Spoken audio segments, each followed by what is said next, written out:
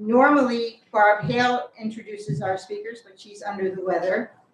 And since she's not here, I am going to tell you a little bit about the Friends before we get started. On your seats, you received a copy of the most recent newsletter from the Friends, and on the back is the rest of the Hale Speaker Series for this year. The Friends have been functioning for 51 years, and during that time, they have donated over $1.3 million to the library. They've funded things like furnishing, carpeting, computers, computer programs, books, audiobooks, other types of media, the murals in the children's area, audio-visual equipment in the meeting room where we are tonight, and they've helped fund 2 renovation projects for the library. In addition to that, they sponsor all kinds of programs which are available to the community as a whole. The Museum Pass program, which provides 24 museums that you can attend for free. The Metropolitan Opera Series. They have a book discussion group. They have 2 book sales during the year. They just introduced a new puzzle sale. They equip the 3 free little libraries around town. They have a scholarship program. They have a Sharing the Warmth program. They do books on wheels for the elderly in the community. They fund the Saturday children's programs. They also fund a speaker for Black History and Women's Month. They do an annual trip, and they host the Hale Speaker Series, which is why we're here tonight. I just wanted to give them a big shout out because I think you'll agree they have a lot that they contribute to the community.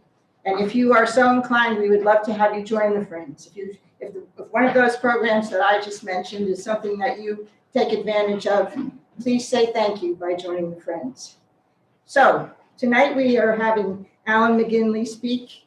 He is the director of our library here. He came in September of 2021.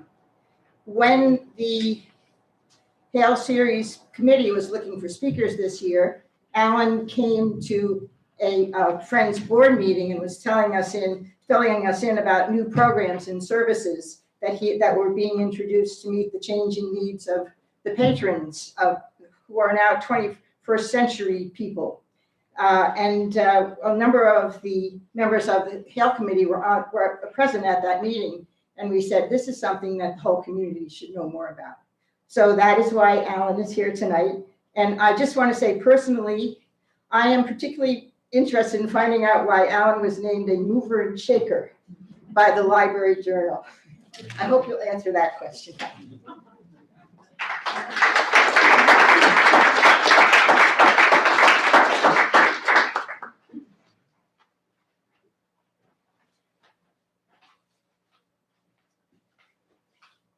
Sorry, let me get all set up here. Can everybody hear me okay?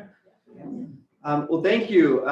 Thank you for giving me this opportunity. I am tremendously embarrassed to be here speaking to you. If what I said at the Friends meeting is what got me in this trouble, then I'm never going to another Friends meeting. But really, I love talking about libraries. I love talking about the work we're doing here, and also what's happening in the larger library community. So thank you, Linnea, for that kind introduction and for inviting me to speak to you. Thank you also to the Friends for everything they do for the library, to support the library. Listening to everything that Linnea named off, I'm not sure why we need a library. It sounds like the Friends are doing just fine. Yeah, so I'm happy to be here. So just a little bit about me. I feel like I've been here forever at this point. I guess that's what happens when you start a job during a global pandemic. But it's been about 1.5 years, I think, that I've been here in Westfield. I grew up in the Finger Lakes in way upstate New York, about 7-hour drive from here, so quite a ways up. My first professional librarian position was at the New York Public Library. So I was there for a couple of years, and I liked working there, but I was looking to get closer to family. My brother happened to be living in Red Bank at the time, and so I ended up at the Piscataway Public Library, where I worked for about 10 years. Started as a junior librarian and left as the associate director. I got an opportunity to to be the director at the Teaneck Public Library, and I loved the community. I loved the work. Did not love the commute so much. I was actually living down still in Monmouth County at the time. So as we my family looked at relocating and trying to get closer to where I was working, this ended up being the compromise. We moved to Fanwood. Commute was still terrible. And so when an opportunity opened closer to home, it was something that we had to look at. So initially, I sort of looked at this position because of that proximity. I'd always had a long commute, frankly. I'd always lived in a place I really wanted to live and worked in a place I really wanted to work. But this became an opportunity to do both. But as I look closer at the position, what really sort of won me over was I saw a very dynamic community. I saw a very engaged community, a very family-friendly community, which when you're doing library work, that's always something that I'm looking for. And I saw a lot of energy. I saw a lot of things happening. And so it's been great. I'm happy to be here. This sounds like a going away speech. I'm not going anywhere. I've only just started. But thank you again. So actually, let me just say one more thing. So I'm talking about sort of the future, where we're going. I'm also going to I'm going to start by sort of talking about what's going on now, what challenges that we're seeing in libraries, and then also what the opportunities are, and then looking at some different trends in the meantime. But I wanted to sort of start by sort of looking at sort of an overview of sort of innovation in libraries. I found this really fascinating. I hope you find it a little bit interesting as well. So the thing that I would actually, if I'm going back and thinking about what is sort of like the first, example of a library, I would go, before actually this timeline. And what I would describe is, sort of like the elders of a community who are passing things down through oral traditions. And these elders are sort of this collection of people that have this knowledge. And so that's sort of, from my perspective, sort of like the first example. But I think the first big innovation are the clay tablets. So this is the first time that we can write this knowledge down, we can record it, we can save it, it's somewhat permanent. So this is a huge innovation. And then we move to papyrus. And Aristotle, I think, is credited with being one of the first people who sort of collected, these things together into a library. And Alexandria, is the first semi-public collection of materials that we talk about. And then things move to paper, and they start putting the paper together into books. They invent the printing press. This allows us to sort of mass produce these books. And then things happen, to improve sort of the organization of information within the book. So, things like inventing the index. It's something that we sort of take for granted. But that was a significant innovation. The organization of materials within libraries, so the Dewey Decimal System. And then the invention of ebooks. I was shocked to see that the first ebook was created in 1971. When they founded, I guess, I don't think it was called at the time, but what is now called Project Gutenberg. So this was the first digital library found in 1971. It's still around. You can look it up. It actually is a great online collection of free ebooks that are in the public domain. But again, significant innovation. I was shocked to see that the Amazon Kindle, it feels like I was born with these. It feels like they've been around forever. This is actually invented after I graduated library school. So I wanted to sort of look at sort of the context, because I feel like libraries have this perception of they were always the same way, and now we have to innovate, now we have to change, when the reality is that, things have been changing all along. And a lot of these innovations, I would argue sort of happened for the same reason. I also love the symmetry here, where we start with the clay tablets and we end with the Amazon tablet. So in talking about libraries, I mean, there's a lot that libraries do. There's a lot that we could talk about. What I'm going to focus on are a few different categories. So the way that libraries share information, it's one of the, really probably the core things that libraries do. We are an authoritative resource for answering questions that people have. And we work on expanding access. That actually sounds like that's sort of a current trend. It's something, if you think about it, it's something that libraries have done from the beginning. If you think just Westfield Library, basically started with the Saturday Book Club. So, a group of women got together to share books, to make them more accessible to people. So we've always been expanding access. And then finally, educational experiences, which I feel like is a little more current, but still traditional.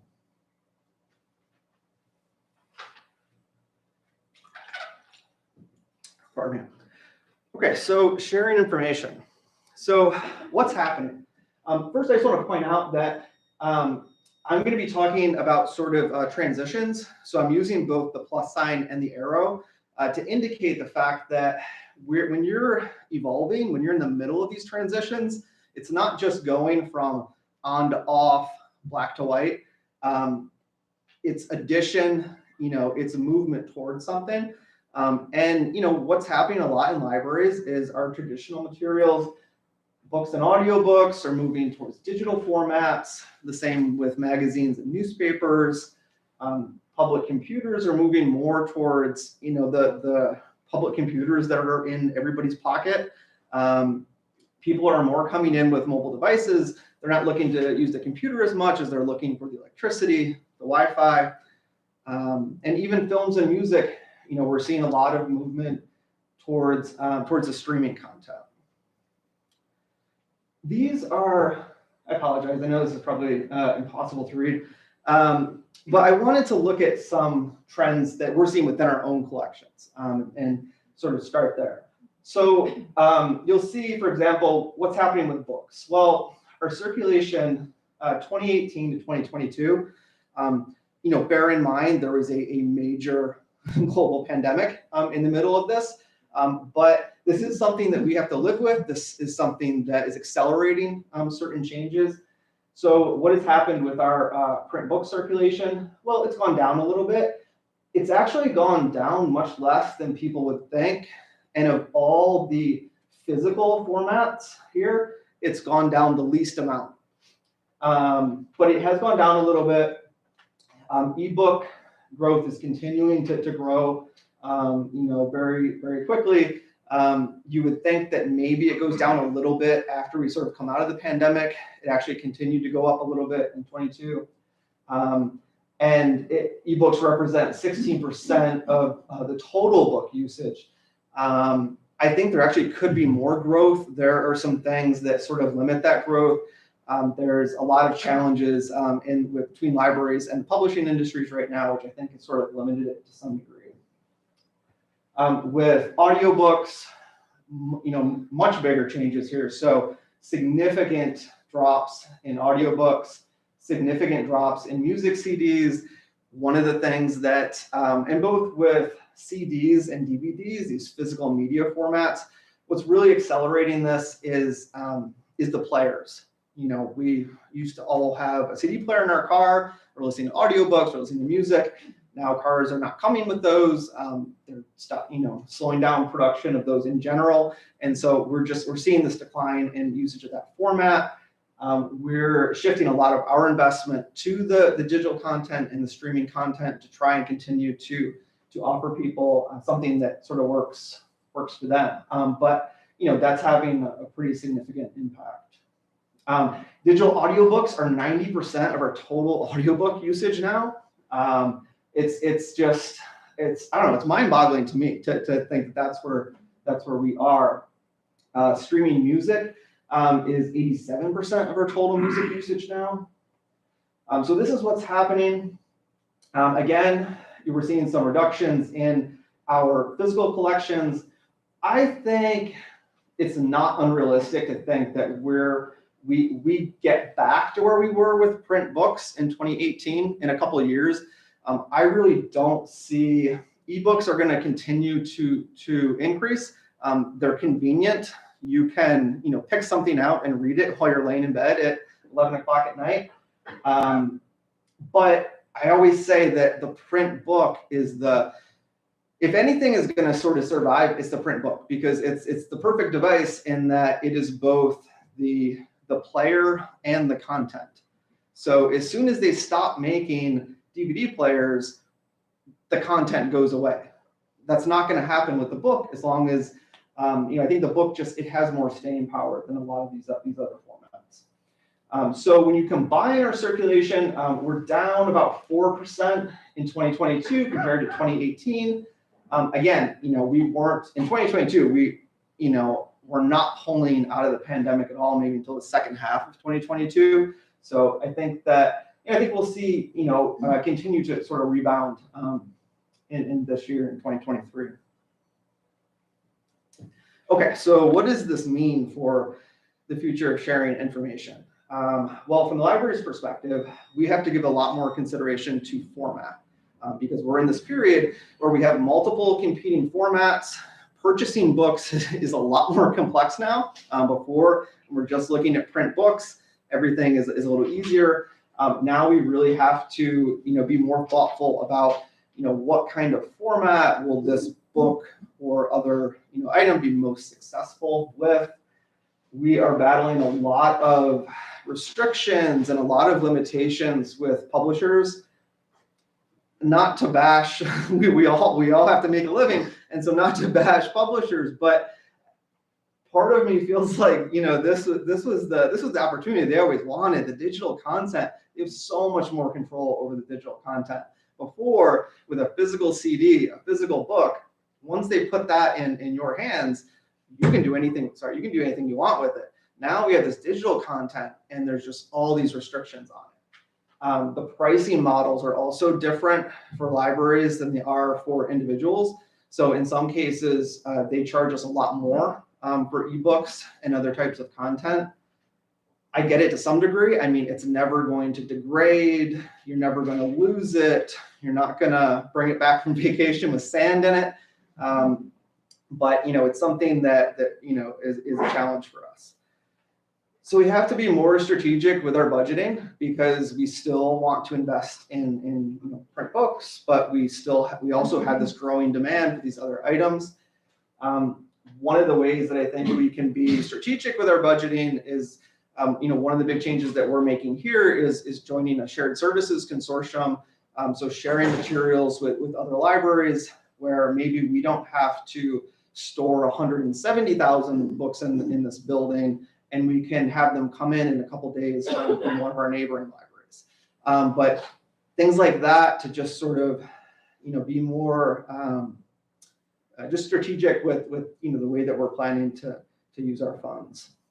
And just being more efficient in general. Things like joining a consortium, things like using technology as tools to sort of make things run smoother and help us do our jobs, just helps us to be sort of more efficient. So the next thing I'm going to talk about is answering questions. So this is obviously a big role that libraries play. This isn't going away. This is changing a little bit. So, traditionally, we answered a lot of questions in person. We might get letters in the mail. It seems crazy to say. I can remember early in my career having a job of answering letters for genealogy requests and even coming in from out of state, telephone calls. So we're still seeing a lot of people asking questions in these ways. We're also seeing people ask questions in different ways. So again, all of this is becoming more complex. So we're getting emails. Libraries are responding to questions via chat services, especially during the pandemic. This was really big. Libraries are getting questions by text message. And some of this is generational. There's sort of a joke, not to pick on millennials, but there's sort of a joke, don't ring my doorbell like a psycho, to send me a text message. So it is something that we have to sort of be thoughtful about as we move forward, how do people want to ask questions? How do they want to receive information? And again, this makes all of our lives more, more complex. So what does this mean? Again, we have to be thoughtful about what people's different communication preferences are. One of the things I think is really interesting is that, so I'm just going to actually just read what I have written here, but continued democratization of search and reliance on crowdsourcing makes it increasingly easy for people to find an answer, but increasingly difficult for them to evaluate the quality of those answers or find the best answer. And so this, I don't think that we talk enough about this as librarians, what this, what Google, what search engines, what social media has sort of done to what we do as, research, as, providing, trusted, authoritative information. People are mostly settling at this point. People are either, Googling something and being satisfied with the very first answer they get, but not really knowing how to evaluate, is that good information? Is that correct information? And crowdsourcing. I can't tell you how many times I see people posting in Facebook groups questions that used to be a reference question. What doctor, has the best ratings. Now it's, who in my vast network will say that a doctor is okay.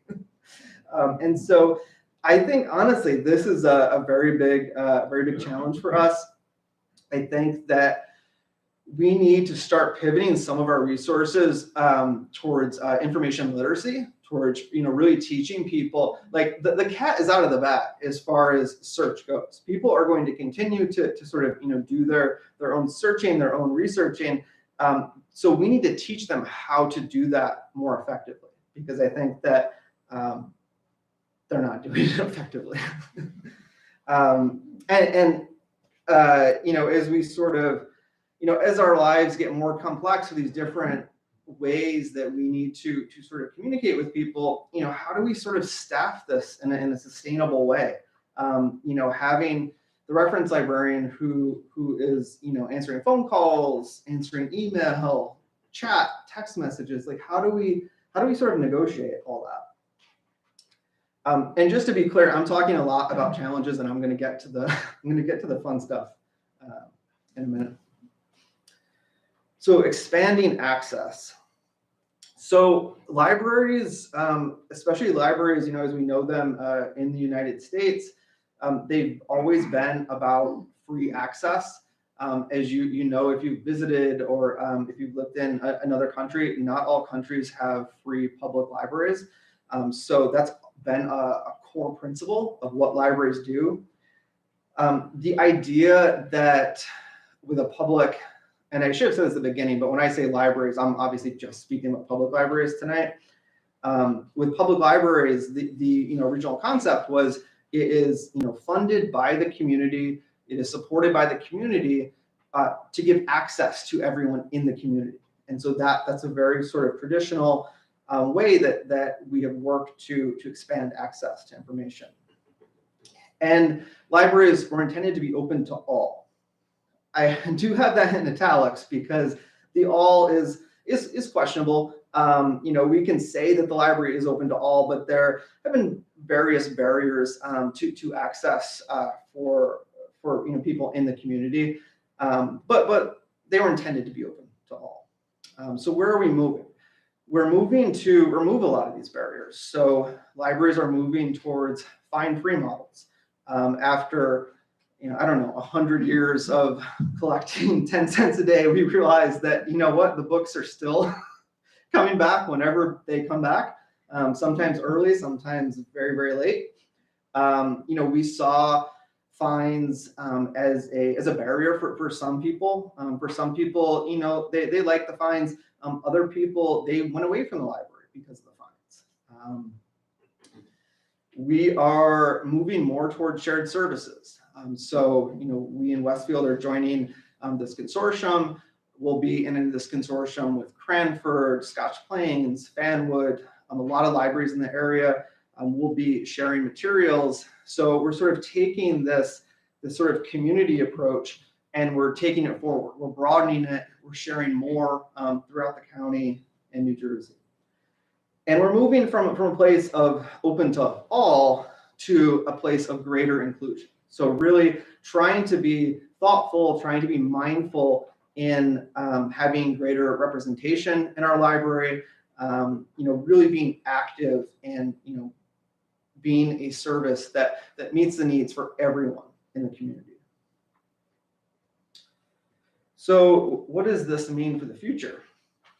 So what we're seeing in libraries is what I would sort of call more institutional compassion. It sort of reminds me of, almost like in medicine, sort of treating the whole person. So understanding that there are reasons that someone maybe wasn't able to bring a book, back exactly on the due date. So being sort of more open-minded about that, cooperating more, working with other libraries more, but also working with other facets of our own community to really support everything that is sort of happening in that community. And again, being focused on sort of being more inclusive. And finally, so educational experiences. This is what I think is the most interesting, but the traditional library services, the lectures, the story times, the crafts, music performance, film screenings, these are all great. These are not going away. But what we're seeing is more participatory conversations. So, people coming together to talk about different, sort of current issues. I would argue that while the internet and our ability to connect to people across the world has improved certain things, I think that there have been some negative impacts to it. I think I know my neighbors much less now than I would have, or my parents would have, when I was growing up. And so I think the library, what's great about the library is it's local and it can be a place to sort of bring people together. I think people have just become so accustomed to being sort of in their own little silos where, you hear your custom news and nobody ever disagrees with you. But coming together, being in conversation, hearing opposing views, I think is important. And so I think, we're seeing a lot more of those kind of programs in libraries.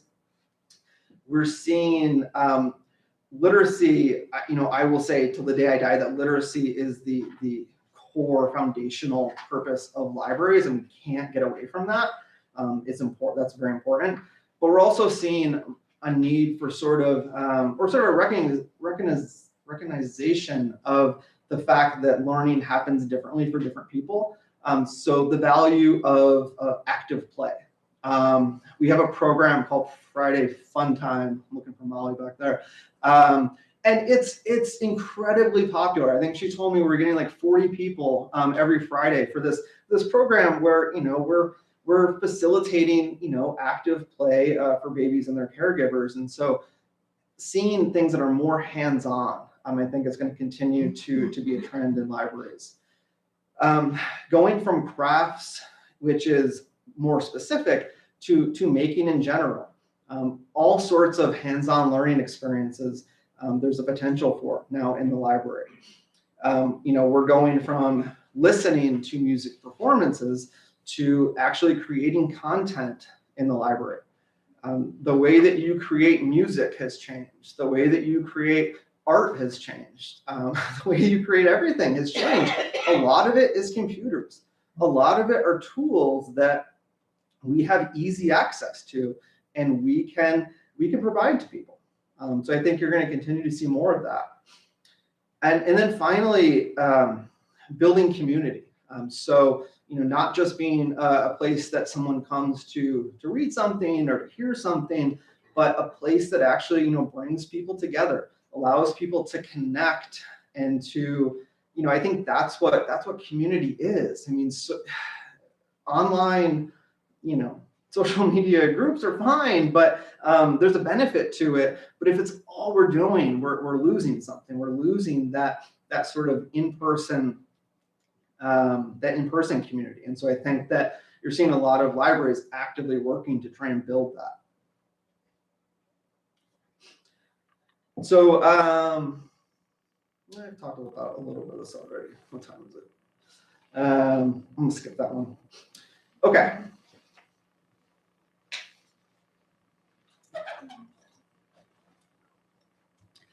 So, so we talked about a lot of challenges, a lot of things going on in the world, a lot of things going on in libraries, and now we're going to talk about sort of what opportunities this creates for us. So opportunity number one, when less space is required to store books due to increasing ebook usage and on-demand delivery of print books, more space can be devoted to people for connecting, collaborating, and creating. So what might this look like? So customizable spaces for people that are social, collaborative, and imaginative.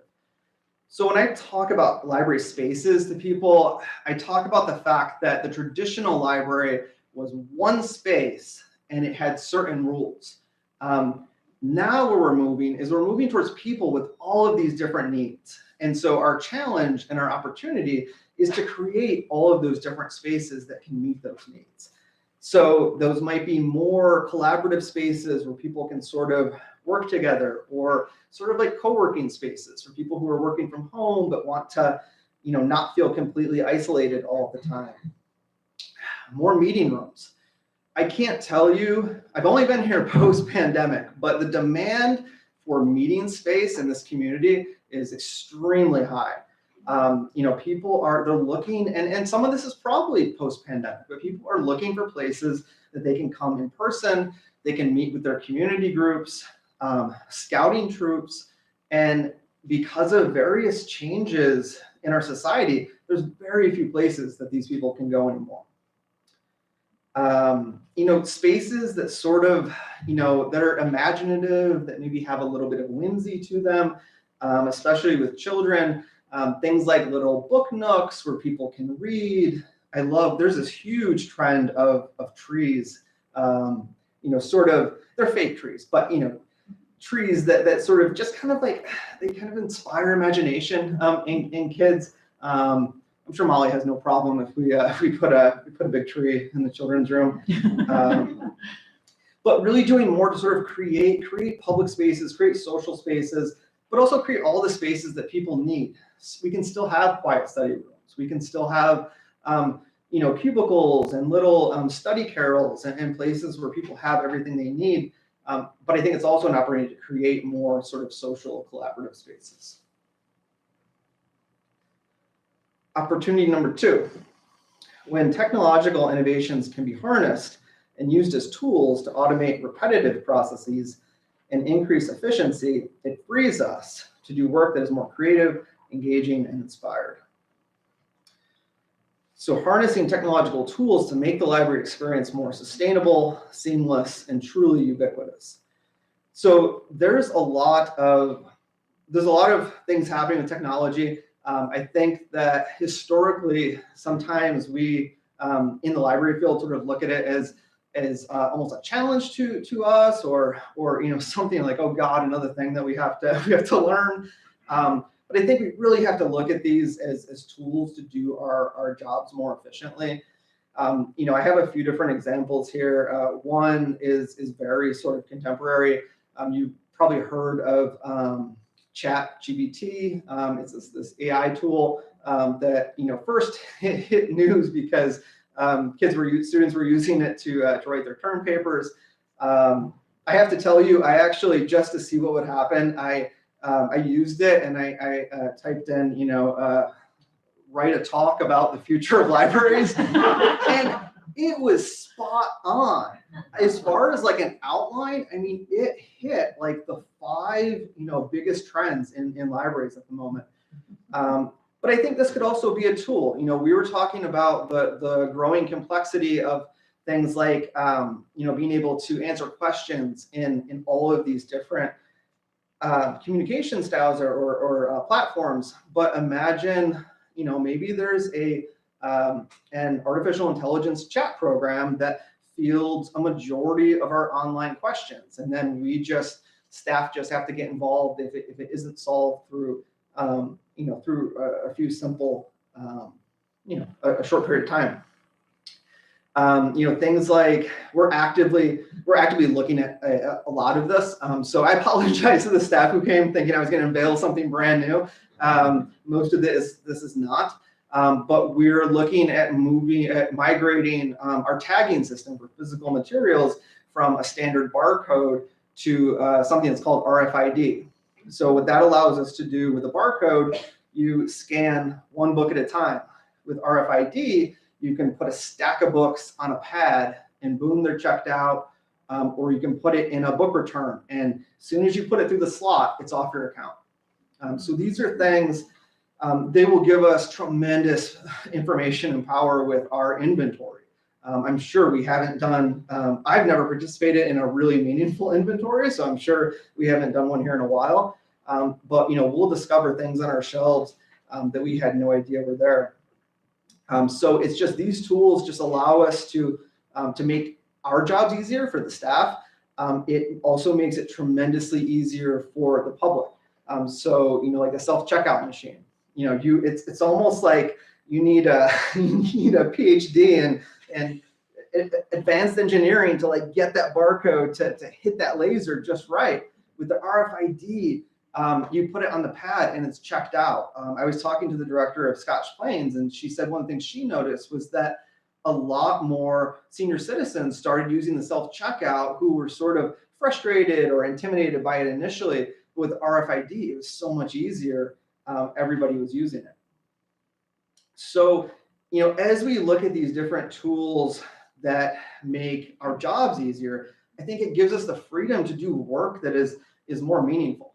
If I think, I know there's a fair amount of our staff here tonight. I think that if, we had the option of just scanning a book, all day long, or being able to talk to people about what books they want to read, or, work on displays, or get out into the community. I mean, I think that this is the kind of work that would be a lot more meaningful to people. You see a little picture of a van there. I think there's an opportunity for us to do a much better job of reaching different parts of our community. Westfield is surprisingly, at least to me, surprisingly large geographic area. This building is not particularly centrally located. There's a lot of research around the idea that basically if people don't pass something, they don't really use it. It's not sort of in their mind. There's a lot of opportunities. Actually, the Friends are helping to fund a pilot project that we're doing with installing outdoor lockers so you can pick up holds when the library is closed. I think there's opportunities to deploy these to different parts of the community so that just to give people a little more access, they could place a hold, they could ask for it to be, picked up in the locker that is by the train station or by the memorial pool or somewhere else throughout town. This is very, very doable. We just need to work on some of the infrastructure, like having a library vehicle.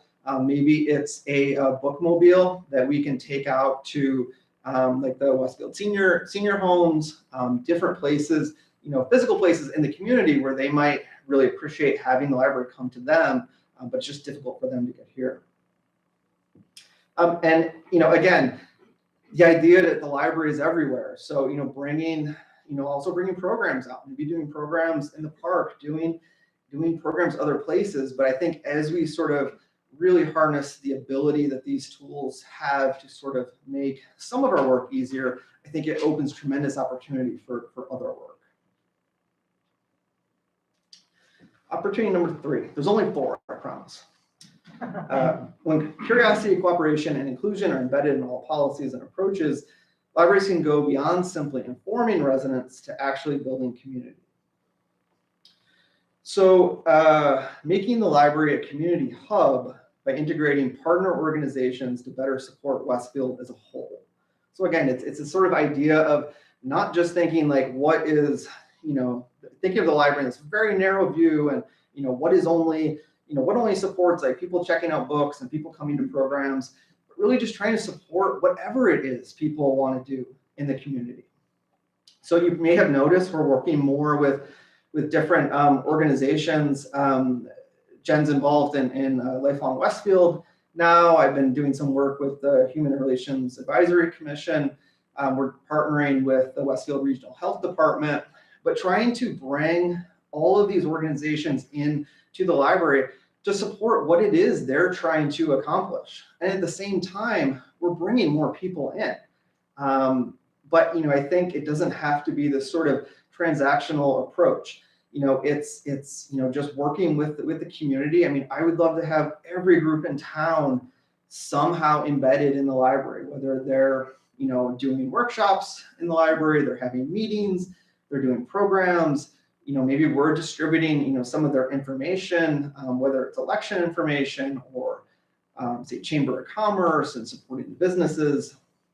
But I think that's really sort of the future of a lot of public libraries, is really being that sort of community hub.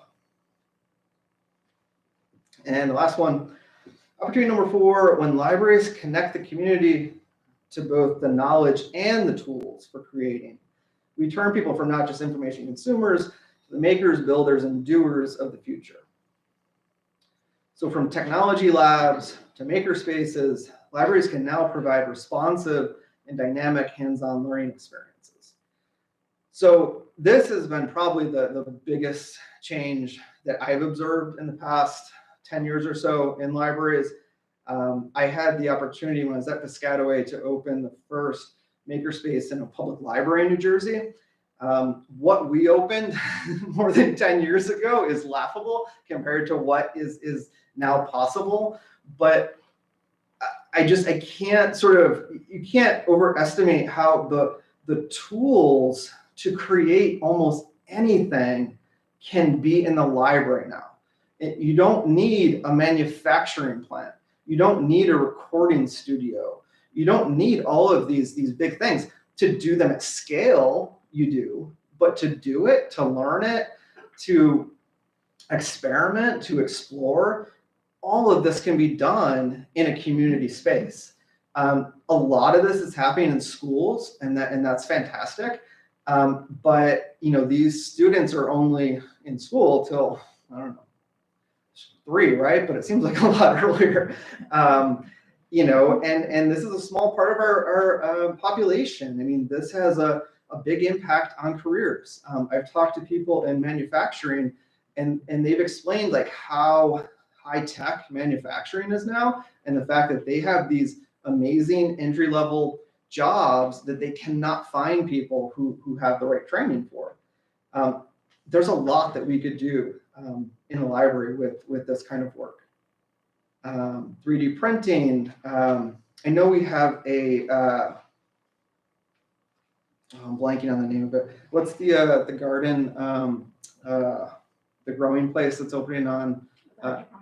Yes, the hydro. Yes, I was. This is not advanced anymore. I was thumbing through a traditional library catalog a couple days ago, and they had a hydroponic farm that you can buy to put in your library. To, it's not gonna feed the town, but it's an opportunity to learn a little bit about it, to be exposed to it. And so there's tremendous opportunity. There's a lot of things happening.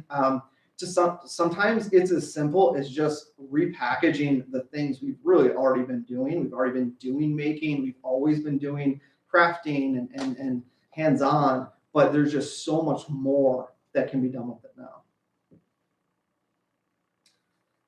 I guess that's really all I had. So, some of these things are things that Jen and Molly and I are actively working on. You've maybe seen some of these things. Some of these things are a little further down the road, but they're opportunities. There's no shortage of challenges, both for our library and for our community and society. But I think there's a tremendous amount of opportunity.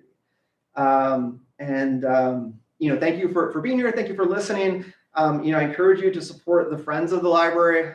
Their website is, oh, that's not right. It's fwmlnj.org. and also the library's foundation. So the foundation has done a lot of good work for the library in the past. We're in sort of a transition period with the foundation, so we're looking for people to be involved in the foundation and to help us with some of the fundraising work that we'll need to do in the future. Some of the things I talked about really require looking at our spaces, and we do need support in order to do that kind of work. But it's all very realistic. It's all very tangible, and I think that we can do this together. So thank you. I'm happy to answer questions. I always joke at our leadership meetings, like, ask me about whatever I didn't talk about. So feel free to ask me what I talked about or what seems mysteriously absent.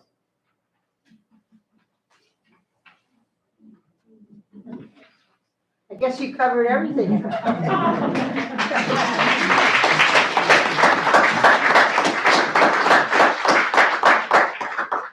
just had one question. Do you work directly with the schools in the area on library projects?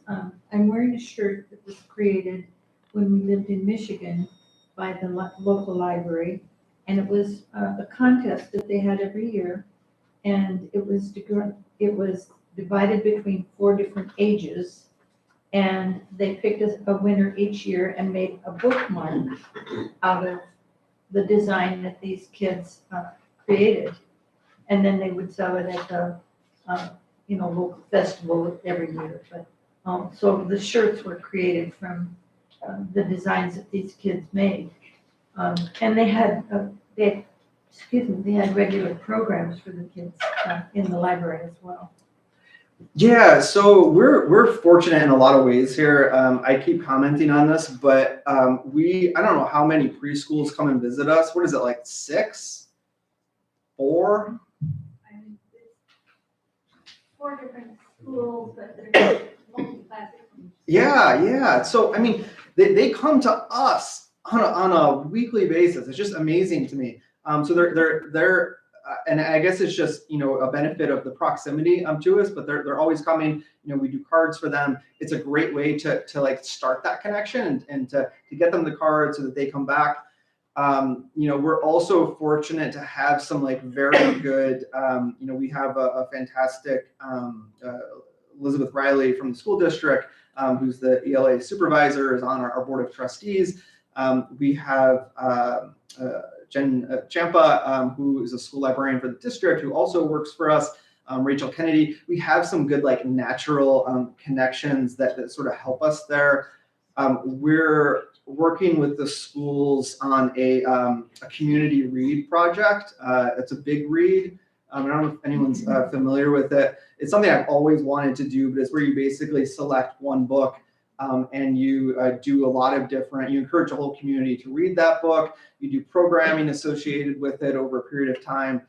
So we applied for a grant to do a project like that with the Center for Creativity and the school district. So we're doing a little bit.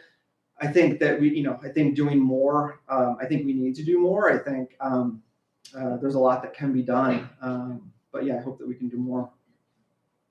Yeah. Alan, to that point, I know the high schoolers use the library a lot for studying during exams and just regular tests. So I know that they really appreciate having a quiet place to go to. Yeah, I don't know about quiet, but they appreciate a place to go to. I'm just kidding. But, listen, teenagers are just like adults. Some people want a quiet space, and some people want, a collaborative space. They want to be with their friends. They want, and also study. A lot of the uses, they're remarkably well behaved, right?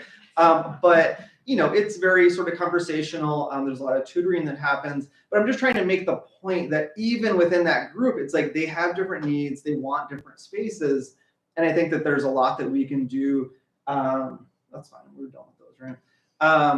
To sort of create those spaces. I think that they would love small sort of study rooms, group study rooms, small spaces to meet and to work on a project or work on a presentation. But yeah, I mean, that's one of the things that is really fascinating about this community, as someone who sort of came in with fresh eyes, is it's a very education driven, a lot of high school student use. That use is very elusive in other communities, so I love to see it. But I think there's a lot we can do to sort of encourage it, to just make improvements there. Sorry, there's a gentleman. Yeah. Great. So you mentioned a consortium that the library has joined or will be considering joining soon. Cranford's touched on that. Could you just share a few details on what that is, how that works? How does that compare to or relate to the existing mural program? It's way better. So we have technically, the Board of Trustees has voted for us to join a consortium. The consortium is called LMXAC. It's Libraries of Middlesex, but it's actually much broader than that. They started with Middlesex County. There are probably close to 40 libraries now, in a majority of them in Middlesex and Union counties, also some in Monmouth County. There is one college library, Middlesex College. So you will be able to request materials from the college library to have them sent here. I don't know if there's anyone that has any connections at Union College. I know there is some interest in maybe trying to bring Union College in as well. And so the way this consortium is different than Mural basically gives you the ability to go to another library that participates in Mural and use your Westfield card there to check items out. With LMXAC, you'll be able to do that too. You'll automatically be in their system. So the first day we go live, you can walk into Cranford, hand them your card. It's going to work with their system. But the bigger benefit, I think, is that we can also have materials sent from those libraries. So our catalog will be part of a shared catalog with all those other libraries. You search for a book, you're going to see if it's in Westfield, but then you're also going to see if all the other libraries that own it. You click a button, you place a hold on it, and you can have it sent here in a couple days to Westfield to pick up. So that's sort of the big benefit of that consortium. Yes, exactly. And we do interlibrary loan. It's just that it takes a couple weeks. It's difficult for you to do yourselves. I mean, I think you can do it, but really, yeah, for the most part, I think our staff have to do it. It's just, yeah, like you said, it's interlibrary loan on steroids. Yeah. I've been impressed with the number of databases that you have and the different ways of accessing information. These things are not cheap. Could you just go into that a little bit more in terms of, like percent of budget that goes towards licensing these things, which are all wonderful.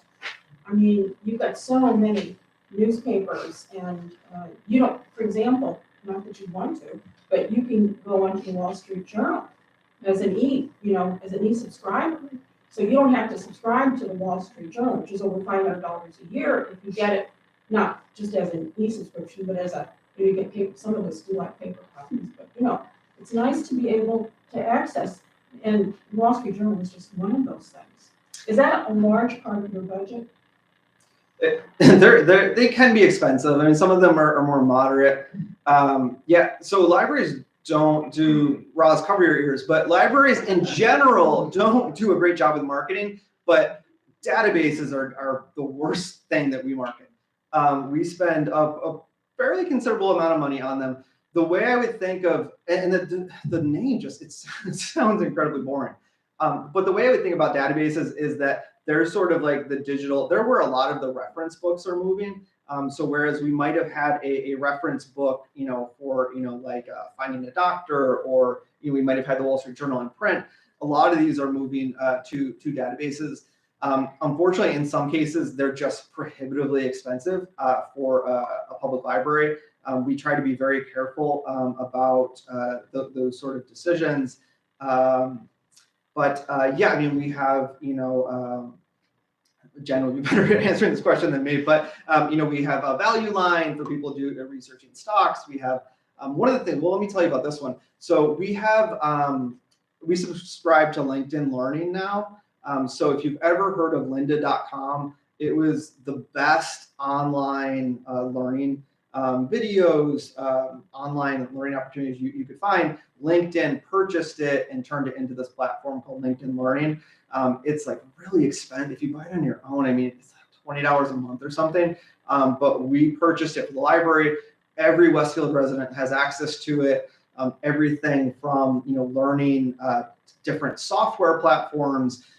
It goes through by field, so you can take all the classes like for an accountant or all of the classes for a customer service manager, but it just has a tremendous amount.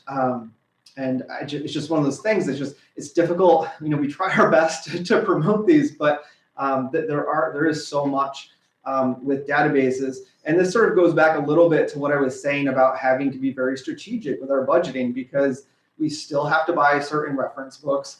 We still have to buy print materials, but there's also a lot that we're trying to invest in that are digital resources. Yeah. I personally don't know what I would do if I had a 3D printer, but when I asked my adult children what they thought the library should have, and they, to a man, said 3D printers.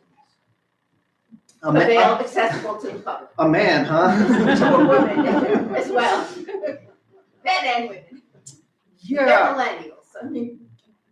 Yeah, no, it's really interesting. I'll tell you that. So it is very much like the difference between. So a 3D printer is just a printer. There's not much intellectual stimulation in just printing something. But the skill is in designing things to be printed.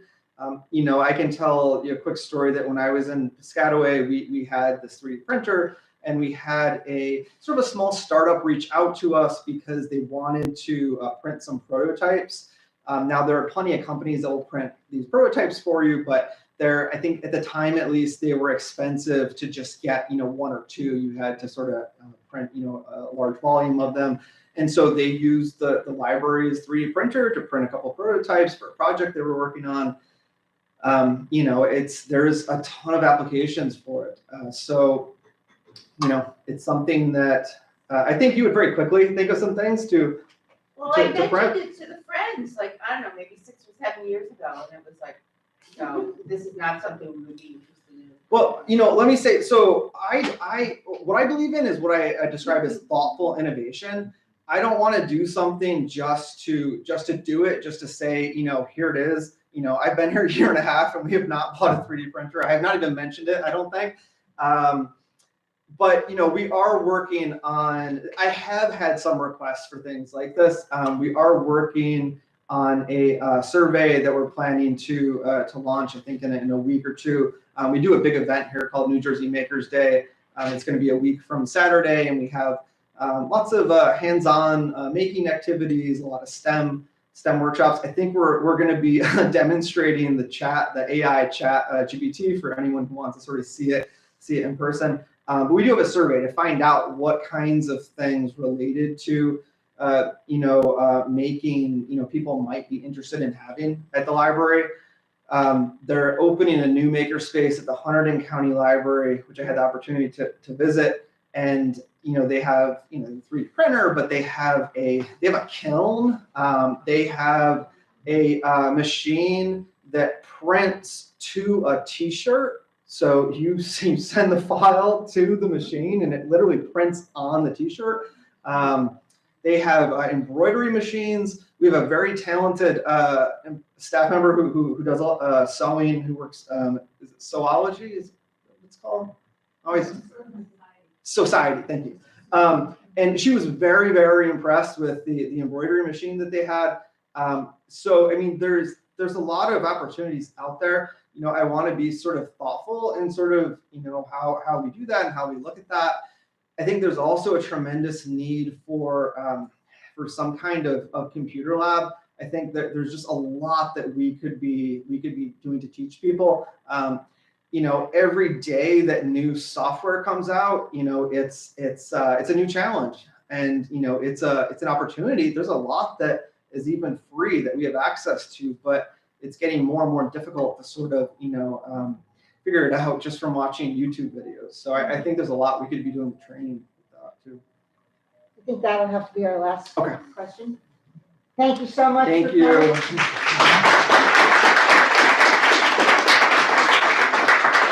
Thank you all other